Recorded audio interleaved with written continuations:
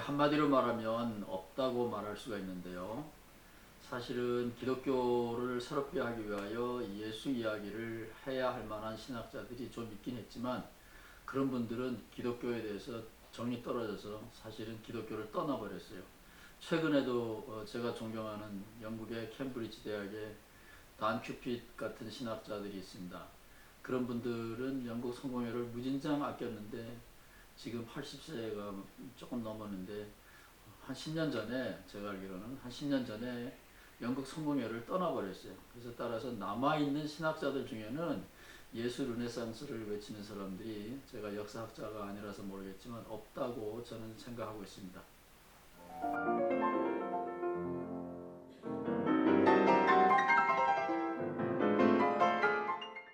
이 세상에서는 이 고대 히랍 로마 문화를 부흥시키려고 했던 사람들의 노력을 가르쳐서 한국말로는 뭐 문예부흥, 그냥 르네상스 이렇게 말하는데 그 말과 맥을 상당히 같이 갑니다.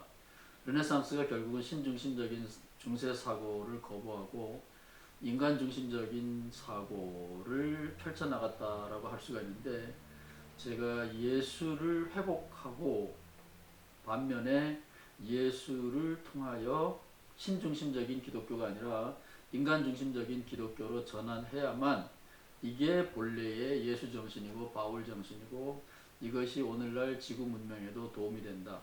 그런 의미에서 예수 르네상스를 이 세상에서 말하는 그 인문학의 부활, 부흥과 같은 맥락으로 사용하고 있습니다.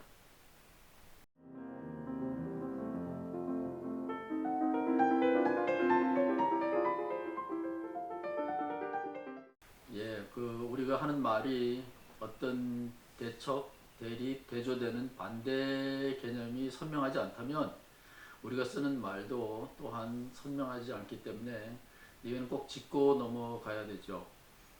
중세의 말기에 르네상스가 나타나면서 중세를 거부했을 때 그들은 신중심적인 권위주의 사고방식을 거부했죠.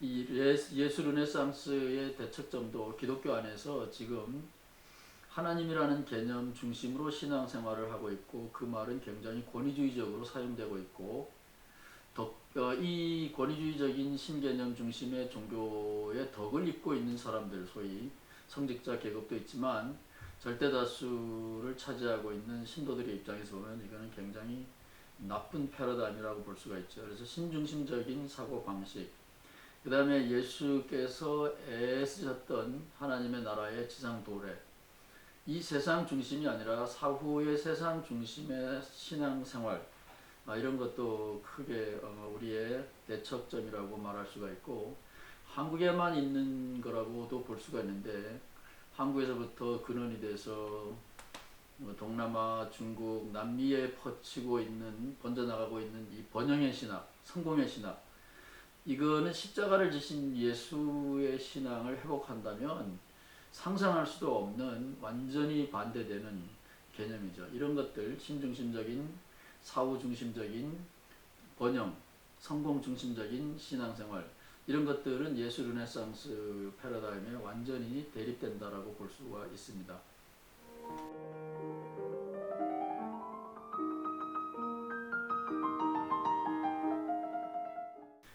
초기에 천동설에서 지동설로 넘어갔을 때 많은 사람들은 이런 헛소리 하는 사람들을 오히려 처형해야 된다고 신을 모독하는 사람이라고 매도했지만 결국은 그것을 받아들인 것처럼 예수의 패러다임, 예수의 사고방식을 받아들이는 게 기독교 안에서조차 쉬운 일은 아닙니다.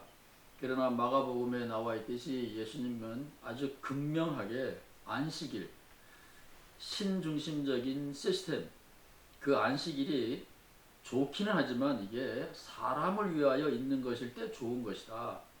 이런 혁명적인 선언을 했다라는 것을 기독교인들이 모르는 분은 하나도 없어요.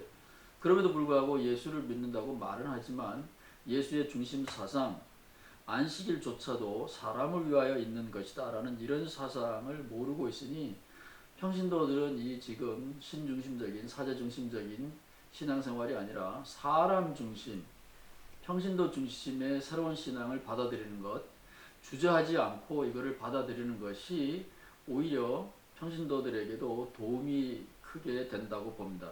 용기가 필요한 거죠, 한마디로 말해서.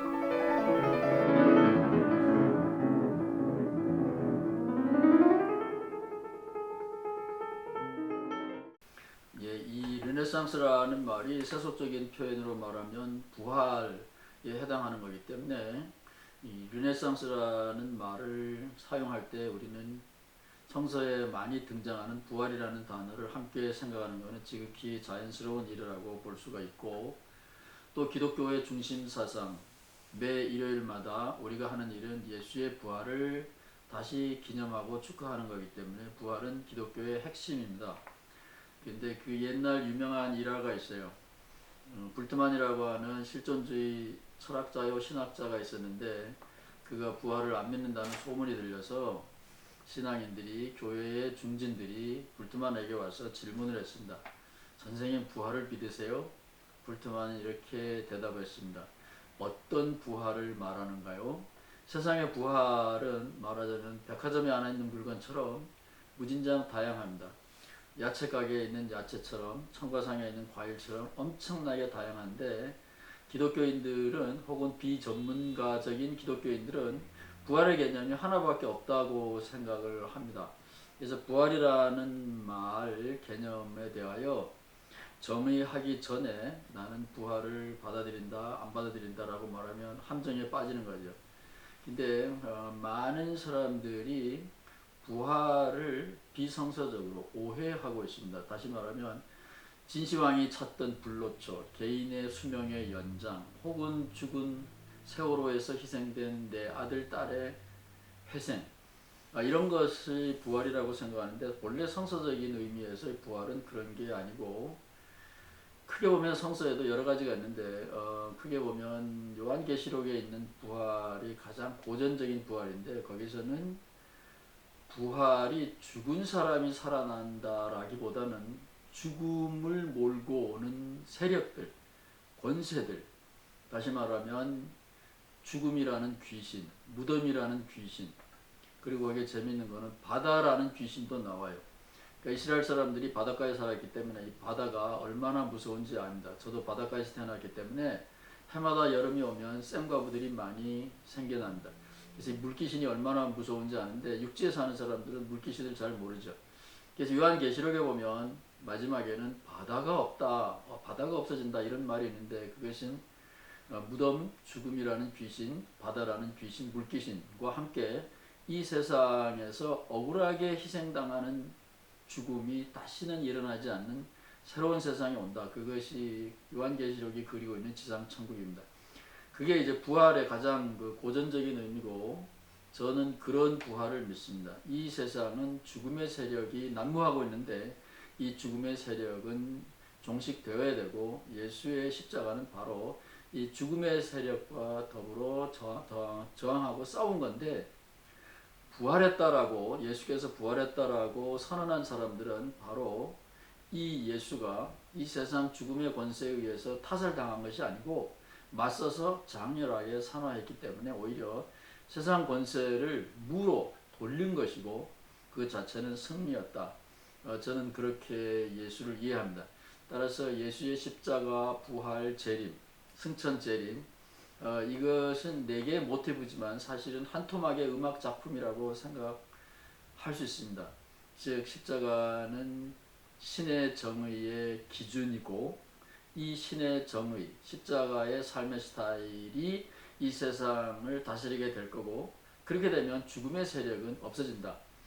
그래서 옛날 예수에게서 일어났던 이 부활 사건은 창조 사건처럼 지금도 계속되고 언젠가는 완성될 희망이기도 합니다. 저는 그렇게 부활을 믿습니다.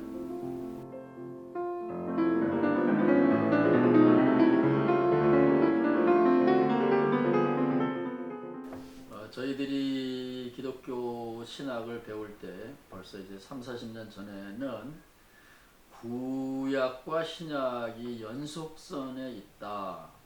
구약은 예언이고 신약은 실현이다, 완성이다. 늘 이런 패러다임으로 성서를 배웠습니다. 유대 기독교 역사도 배웠고.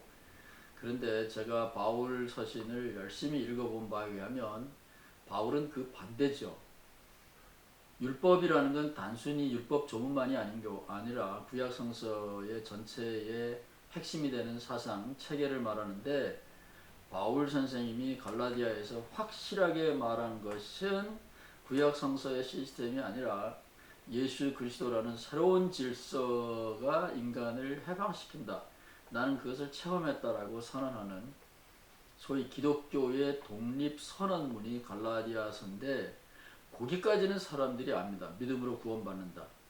그럼에도 불구하고 믿음으로 구원받는다라고 말하는 100%의 목사님들이 구약과 신약의 간격, 그 차별성을 전혀 눈치채지 못하고 있습니다.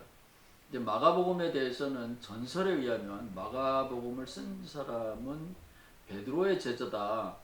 왜냐하면 최초의 예수의 생애를 썼기 때문에 이렇게 전설적으로 내려왔는데, 최근의 학자들이 그 내용을 살펴본 바에 의하면 마가는 철저하게 반베드로, 그 예루살렘에 있는 야고보, 예수님의 동생 야고보, 요한, 베드로, 이런 그 기둥 같은 세력과 적대되는 바울의 제자라는 것이 밝혀졌습니다. 그런 의미에서 바울의 생각, 다시 말하면 구약 성서의 시스템과는 다른 새로운 질서를 가져온 진정한 새로운 패러다임의 창시자 예수 그리스도를 확실하게 말해준 것이 바로 마가복음입니다. 그런 의미에서 아까 잠깐 언급했던 안식일의 주인, 구약 성서의 시스템의 상징인데, 이 안식일의 주인이 바로 신이 아니라 사람이라고 선언한 이 마가복음은 계속해서 그 안에서 베드로를 비롯한 예수의 제자들이 예수를 잘못 알고 있었다라고 확실하게 힘주어서 누누이 강조하고 있는데, 이것은 바로 갈라디아에서 있는 베드로의 생각을 그대로 반영한 거라고 저는 봅니다. 저뿐만 아니라 많은 학자들은 그것을 인정합니다.